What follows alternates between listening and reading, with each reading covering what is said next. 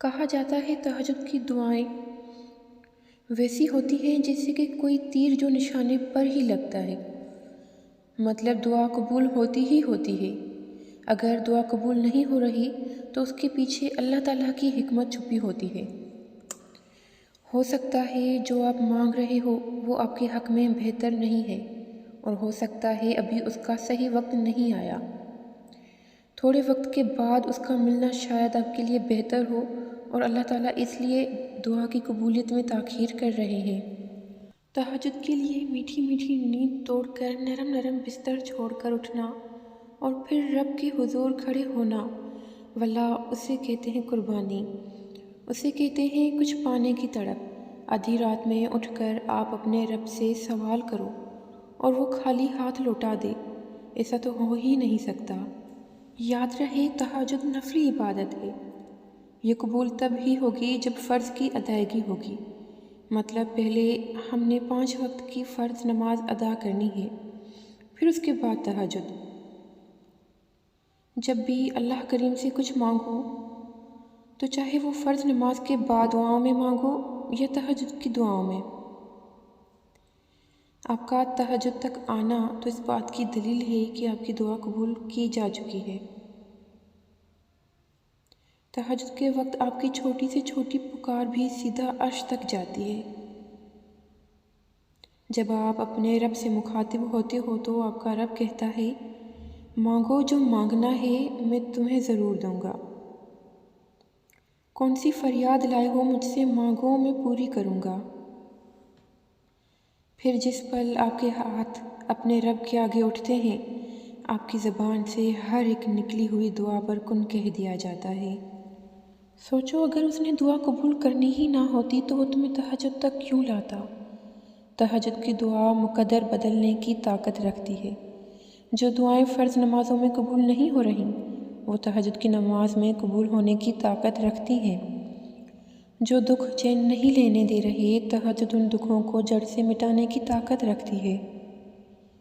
یہ جو دل اتنا بے چین ہے تہجد روح تک میں سکون پہنچانے کی طاقت رکھتی ہے۔ تہجد نصیب والوں کو ہی نصیب ہوتی ہے اور نصیب کو 4 چاند لگانے کی طاقت رکھتی ہے۔ اکیلے ہو کوئی ساتھ نہیں دیتا تو جان لو تہجد رب سے ملوانے کی طاقت رکھتی ہے۔ جو کچھ ناممکن لگ رہا ہے تہجد اسے ممکن بنانے کی طاقت رکھتی ہے۔ آنسوں، سسکیاں، تکلیفیں، پریشانیاں، تہجد ان سب سے چھٹکارا پانے کی طاقت رکھتی ہے۔ کوئی راستہ نظر نہیں آ رہا تو پریشان نہ ہو، تہجد معجزے کرنے کی طاقت رکھتی ہے۔ اللہ کہتا ہے کوئی مانگنے والا ہے جو مانگے مجھ سے اور میں عطا کروں، تو جان لو تہجد رب سے کن کہلوانے کی طاقت رکھتی ہے۔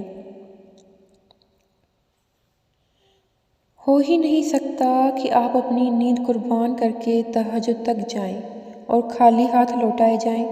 ہو ہی نہیں سکتا کہ آپ تہجد کے وقت اللہ کو پکاریں اور وہ آپ کی پکار انسنی کر دے۔ ہو ہی نہیں سکتا کہ آپ تہجد کے وقت اللہ سے کچھ مانگیں اور وہ آپ کو عطا نہ کرے۔ ہو ہی نہیں سکتا کہ آپ اللہ سے اپنے غموں سے نجات مانگیں اور وہ تمہیں غموں سے رہا نہ کرے۔ ہو ہی نہیں سکتا کہ تم اللہ سے معافی مانگو اور وہ تمہیں گناہوں سے معاف نہ کرے۔ ہو ہی نہیں سکتا تم اس کے آگے آنسو بہاؤ اور وہ تمہارے آنسو رائگاں کر دے۔ تہجد کا وقت وہ وقت ہوتا ہے جب لاکھوں لوگ سو رہے ہوتے ہیں اور صرف کچھ لوگ ہی اپنے رب کو منانے آ جاتے ہیں، کیونکہ اللہ خود انہیں اپنی طرف متوجہ کرتا ہے۔ اللہ خود انہیں اپنی طرف بلاتا ہے تاکہ خاموش تاک راتوں میں غور و فکر سے اپنے بندے کو سن سکے۔ جب کوئی راستہ نظر نہیں آ رہا ہوتا اور اللہ آپ کو تہجد کی راہ دکھا دے تو جان لو وہ تمہیں بہترین سے نوازنا چاہ رہا ہوتا ہے۔ وہ ہر ایک راستہ بند کر دیتا ہے اور صرف ایک راہ تہجد کی راہ کھول دیتا ہے تاکہ آپ اس سے ہم کلام ہو سکیں، تاکہ وہ خاموشی میں آپ کو سن سکے۔ آپ کا تہجد تک آ جانا اس بات کا ثبوت ہے کہ اللہ کو آپ سے اور آپ کو اللہ سے محبت ہے۔ آپ اسے سننا چاہتے ہو اور وہ آپ کو سننا چاہتا ہے۔ آپ اسے مانگنا چاہتے ہو اور وہ آپ کی قبول کرنا چاہتا ہے۔ تہجد لاڈلی عبادت ہے۔ تہجد کبھی بھی تھکنے نہیں دیتی، نہ آپ کو اور نہ ہی آپ کی دعاؤں کو، اور یہی تو تہجد کی دعاؤں کی قبولیت اور آپ کے رب کی آپ سے بے شمار محبت کی نشانی ہے۔ اگر تہجد میں کوئی خاص بات نہ ہوتی تو اللہ کیوں تہجد پڑھنے والوں کے لیے پہلے آسمان پر آتا، صرف یہ پوچھنے کے لیے کہ انہیں کیا چاہیے؟ اللہ ان کی دعائیں 7 آسمانوں کے پار سے بھی سن سکتا ہے، لیکن پھر بھی اللہ ان سے ملاقات کے لیے تشریف لاتا ہے۔ تو جیسے اللہ نے تہجد کو باقی نمازوں سے جدا رکھا ہے، ویسے ہی اس نے تہجد پڑھنے والوں کو بھی سب سے جدا رکھا ہے۔